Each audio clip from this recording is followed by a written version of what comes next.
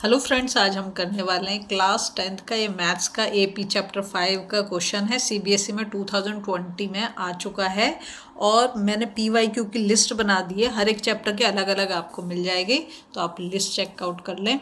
देखो क्या दे रखा है यहाँ पर क्वेश्चन में, 1 + 4 + 7 + 10 + डैश डैश प्लस x = 287। तो हमें क्या दे रखा है, एपी का सम दे रखा है।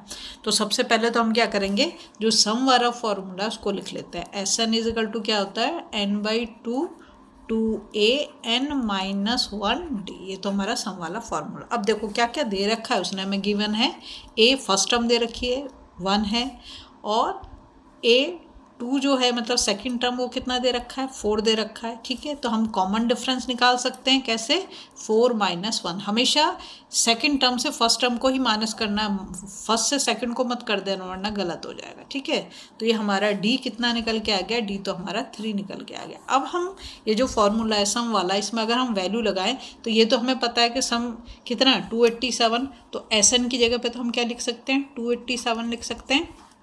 एन हमें नहीं पता, एक और काम कर सकते हैं, let the number of terms be n मान लेते हैं। ठीक है, तो अब हो जाएगा, यहाँ पर हो गया हमारा 287 और n/2 2a की वैल्यू हमें पता है कितनी है, 1 है, तो यहाँ पे 1 लगा देते हैं और फिर ब्रैकेट n-1, n तो हमें नहीं पता, -1, और d हमने निकाल लिया यहाँ पर 3। ठीक है, अब इस 2 को मैं अगर इधर ले जाऊँ तो क्या हो जाएगा, 287 इधर ये डिवीज़न में है तो दूसरी साइड जाएगा तो ये मल्टीप्लाई हो जाएगा, = n, और इसको इसके साथ करें तो 2, और ये हो गया n-1।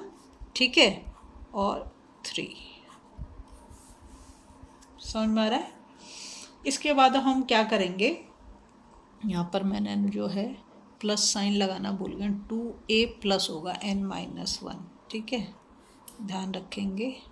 ये हो गया हमारा, तो इसको इसके साथ मल्टीप्लाई करें, 2 × 7 = 14, 1 कैरी ओवर, 2 × 8 = 16, 17, 1 कैरी ओवर, 2 × 2 = 4 और 574 = यहाँ पर हो जाता है हमारा n, और 3 के साथ हम इसको मल्टीप्लाई कर देते हैं तो 3n - 3 यहाँ पर ये आ जाता है। ठीक है, अब क्या करेंगे, देखो इसको 574 = अब n से अगर मैं इसके अंदर मल्टीप्लाई करती हूँ तो ये तो होगा हमारा 2n, n के साथ करा, प्लस n 3n को n के साथ मल्टीप्लाई करूँगी तो 3n² हो जाएगा, माइनस, और n के साथ इसको मल्टीप्लाई कर दूँ तो 3n आ गया, है ना, ये आ गया हमारा। अब हम क्या करेंगे, देखो इसको रीअरेंज कर देते हैं। पहले लिखती हूँ मैं 3n²। अब यहाँ देखो माइनस का 3n है, यहाँ पर प्लस का 2n है, तो 3 से 2 को माइनस करेंगे, 3 का नंबर बड़ा है तो -n बचेगा हमारे पास। अब 574 जो है इसको भी मैं इधर ले आती हूँ तो माइनस का हो जाएगा 574, और इधर हो गया 0। मतलब अगर मैं इसको सीधा लिखूँ तो 3n² -n -574। ठीक है, अब हमें क्या करना है, ये क्वाड्रेटिक इक्वेशन की तरह हो गया, तो हमें इसको मिडल, देखो अब हमारे पास है 3n² -n -574, ये क्वाड्रेटिक इक्वेशन हो गई, तो हमें मिडिल टर्म स्प्लिट करके जो है निकालना पड़ेगा। देखो ये गलती मत करना कि सीधा 574 को फैक्टराइज करो, मतलब प्राइम फैक्टराइजेशन। यहाँ पे 3 भी दे रखा है तो हमें 3 से पहले इसको मल्टीप्लाई करना पड़ेगा। तो पहले मैं 574 को 3 से मल्टीप्लाई कर देती हूँ, 3 × 4 = 12, 3 × 7 = 21 और 1 22, 3 × 5 = 15 और 2 17। अब हमें 1722 के प्राइम फैक्टराइजेशन कर लेते हैं। लास्ट में 2 है तो 2 से कर सकते हैं, 2 × 8 = 16 हो गया, 2 × 6 = 12 हो गया, 2 × 1 = 2। अब हम इसे किससे करें, ये हो गया हमारा 8 और 6 कितना हो गया 14 और 15, ये तो 3 से चला जाएगा हमारा, 3 × 2 = 6 और 3 × 2 = 6 तो 26, 3 × 8 = 24, है ना, और 3 × 7 = 21। अब इसको हम करें तो 7 से कर सकते हैं, 7 × 4 = 28 और 7 × 1 = 7, है ना। तो ये हो गया 2 × 3 = 6 और 6 × 7 = 42। तो हमारे फैक्टर क्या बने, अगर हम 42 × 41 को मल्टीप्लाई करें तो 1722 आ जाता है नंबर। ठीक है, और देखो 42 से अगर मैं 41 को माइनस कर दूँ या हाँ 42 को 41 से माइनस करूँ तो मेरा 1 भी आ जाता है, ठीक है, ये माइनस में है तो इसलिए। तो अब हमारे जो हो गया यहाँ पे लिखेंगे 3n² और उसके बाद जो है हम यहाँ पे लिखेंगे -42n।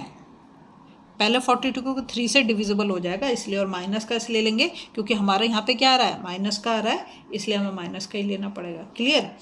उसके बाद हम करेंगे दूसरे वाला जो छोटा वाला है उसको प्लस का लेंगे। यहाँ पे मतलब ऐसे करो तो ऐसे, तो तुम्हारा आंसर आ जाएगा, है ना, -42 + 41। ऐसे जब यहाँ पे तुम इसको इसके साथ मल्टीप्लाई करोगे तो तुम्हारा आंसर नेगेटिव आ जाएगा। ये हमारा किस में दे रखा है, नेगेटिव ही दे रखा है ना, इसलिए।